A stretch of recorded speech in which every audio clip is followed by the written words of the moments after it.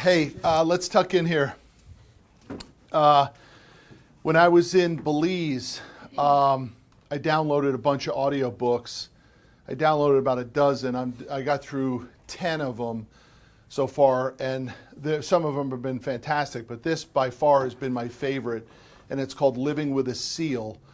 You guys have probably, some of you have heard the story where this real rich guy hires a Navy SEAL to come and live with his family for 31 days. And he wrote a book about it at the end of last year, and he's been promoting the book all year.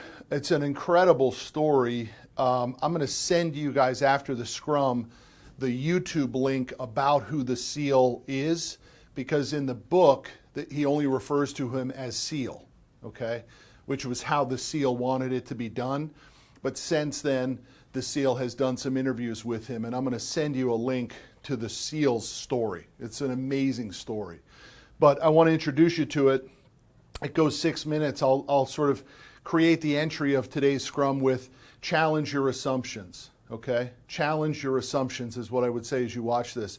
But just a quick intro that's not in this one, but the rich guy from New York, this guy founded a songwriting company for sports teams, and then he founded Marquis Jets, and then and sold that to Berkshire Hathaway, and then he founded Zika coconut water. Anybody familiar with Zika coconut water? So that's him, and then he sold it to Coke. So this guy's very well heeled. He happens to be married to the founder of Spanx. Okay, so between the two of them, they're very well heeled, and they are they don't need to be doing what this guy did, right? In fact, this guy had already done some extreme racing too. He'd already done a couple 100-mile extreme marathons and stuff. He'd been a runner most of his life, but he wanted to break up his routine, so he did this extreme 100-mile race in San Diego, but he did it with 6 other people. And they brought in masseuses, they brought in the tent, they brought in all the proper stuff and gear and everything, and they did a relay. So it was 1 mile on, 1 mile off, same track.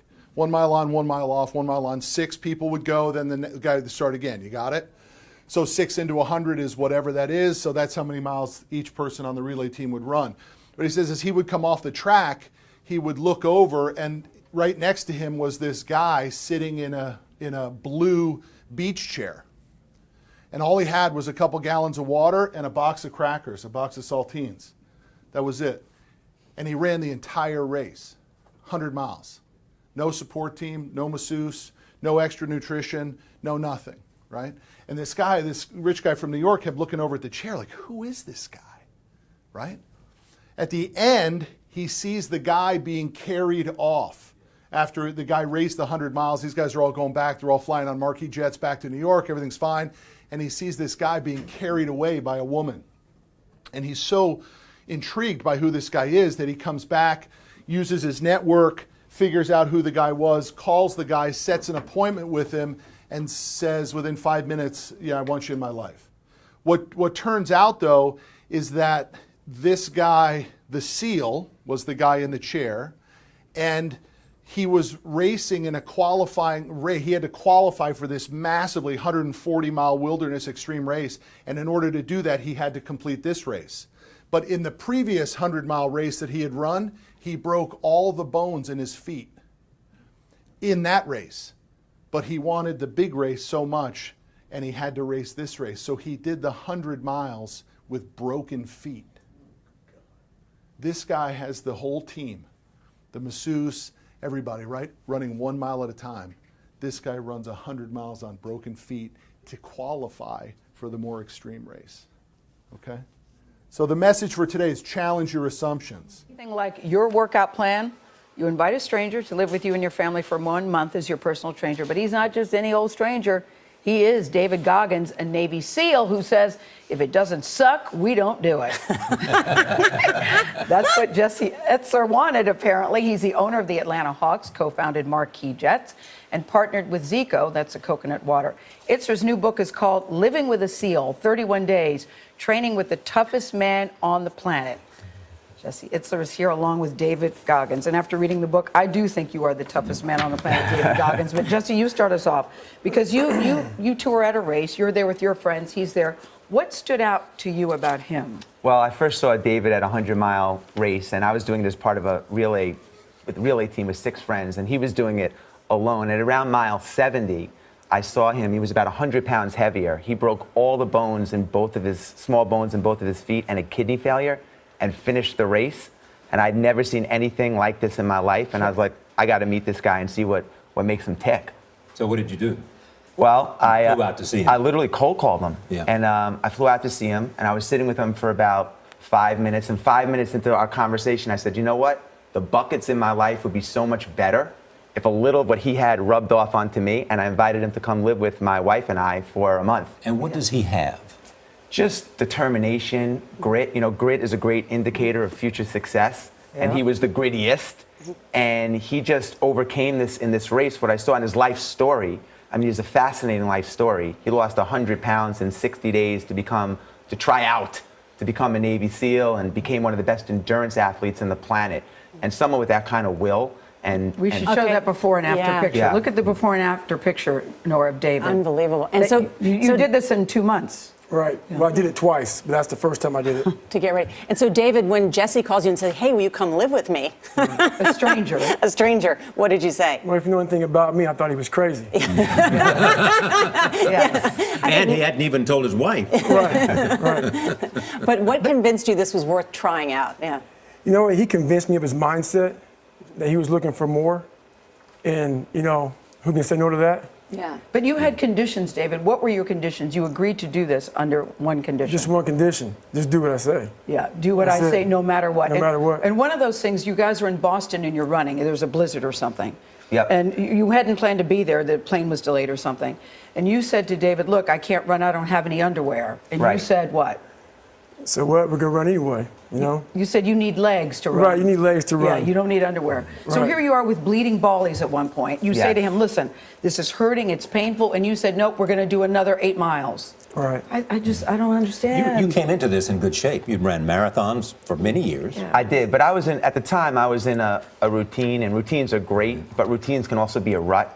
And I just felt like I wasn't getting better.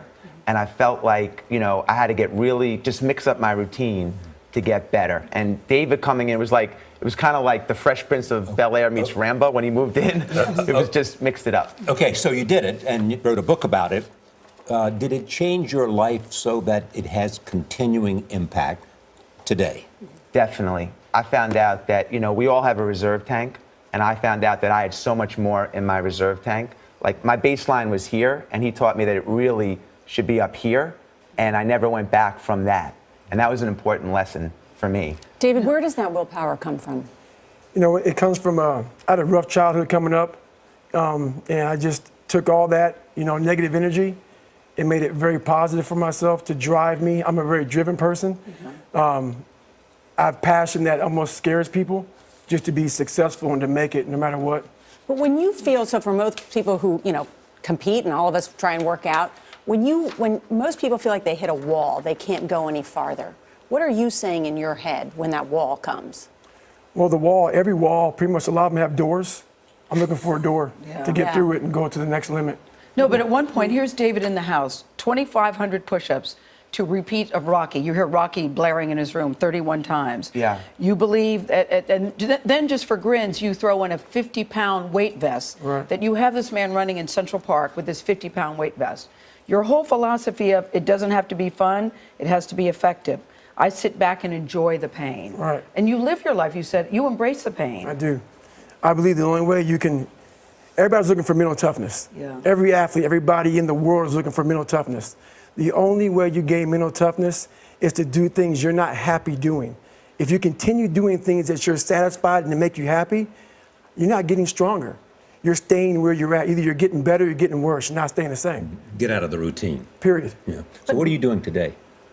Doing the same thing I was doing last year and last month and last week. I'm continually to look in the mirror, look at the reflection. It's called the accountability mirror. What have I done today to improve David Goggins? And every day you do something. Your wife is Sarah Blakely, who you call the Michael Jordan of underwear. So when you bring this 'Cause idea she's the to her, founder of Spanx. because she's the founder of Spanx. Yeah, that's a good point, Nora. I know. I just assume everybody knows Spanx. Thanks. So when you say to Sarah, "I want this perfect stranger," you said, "Listen, I did more background check on an assistant than I did with what you called a hunting trained machine living in the house." Right. Well, David just, when we made our arrangement to come live with, the family, he just put his hand out and shook my hand. And that was all I needed. He looked me in the eye, and I knew that, there was going to be no problems, and I was in good shape. And David had a saying, just going back to what Charlie had said, he said, when your brain says that you're done, you're only 40% done. And I think that's something that also drives him and pushes him, and something that was a great takeaway for me. And that's been something that always kind of enters my mind, and I think back to that and be like, you know what? I can do more. Yeah. That's And, great. yeah. And there is nothing easy about what he asked you to do. No. Nothing. No. Yes. No. Jesse and David, great to have you here. Congratulations on the book. What a great partnership. Yeah, Thank you, guys. The two of you together are really awesome. So just something to think about, y'all. The message for today, challenge your assumptions, right? That's it. Let's rock and roll.